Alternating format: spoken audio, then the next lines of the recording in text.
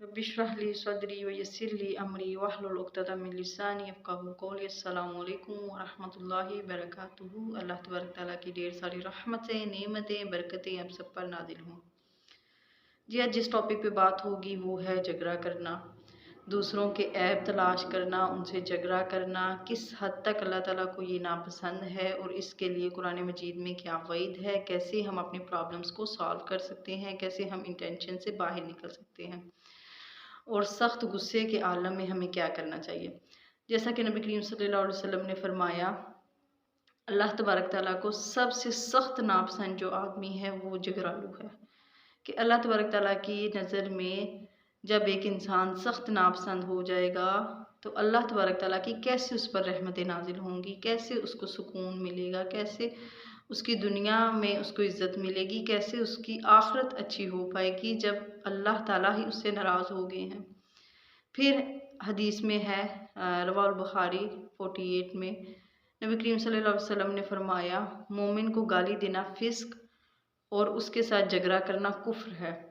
तो हम सिर्फ कुफ्र किसको समझते हैं कि अल्लाह ताला के साथ किसी को शरीक ठहरा लेना?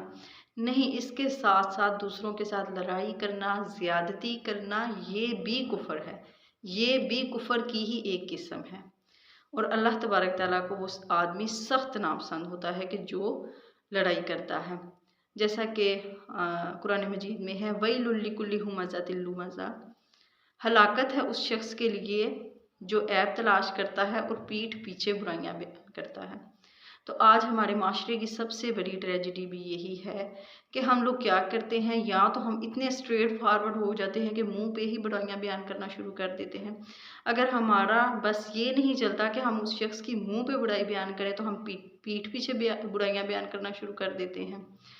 चाहे वो कोई भी रिश्ता हो, चाहे वो आपस में कज़न्स का हो, वो किसी भाभी भावज का हो, नंद का हो, सास बहू का हो, तो ये हम क्या समेट रहे हैं? वेल क्या है? हलाकत क्या है? हलाकत जहन्नम की एक वादी का भी नाम है, उसे भी वेल कहा गया है और इसके साथ साथ फिर दुनिया में भी उस इंसान के लिए हलाकत होगी। इस दुनिया में वो कैसे सुकून से रह सकेगा?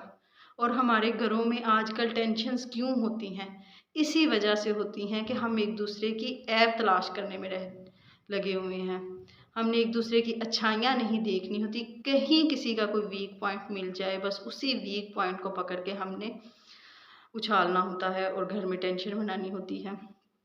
जैसा कि कुरान मजीद में है कि अल्लाह तबारक ताला ने नेक लोगों की मिसाल शहद की मक्खी की तरह दी है कि वो क्या करते हैं। जैसे कि शहद की मक्खी दूसरों को फ़ायदा देती है और शहद देती है जो इंसान की हेल्थ के लिए भी बहुत अच्छा है, तो इसी तरह जो एक नेक इंसान होता है वो दूसरों की हमेशा अच्छाइयाँ ही देखता है और बुरे शख्स की मिसाल गंदी मक्खी से दी गई है। गंदी मक्खी आप देखें तो क्या वो सिर्फ़ और सिर्फ जाके गंद पर ही बैठती है, वो दूसरों की बुराइयों की ही तलाश में रहते हैं कि कहीं किसी का कोई वीक पॉइंट निकल आए तो हम उसकी इंसल्ट करें या उसका ऐब बयान करें। तो हमें अपना ज़हन जो है वो पॉजिटिव रखना चाहिए। आज हमें सबसे ज़्यादा जो माशरे में ज़रूरत है वो पॉजिटिविटी की है कि हम अपने आप को पॉजिटिव करें, दूसरों के बारे में पॉजिटिव सोचें और अगर कोई ऐसा कर रहा है तो उसे ये बताना चाहिए कि वैलुल लिकुल्लि हुमज़ातिल लुमज़ा, कि हलाकत है जो कि ऐब बयान करता है और पीठ पीछे बुराइयां करता है। और हम उम्मत निकाले ही इसलिए गए हैं कि हम अमर बिल मारूफ और नही अनिल मुनकर करें।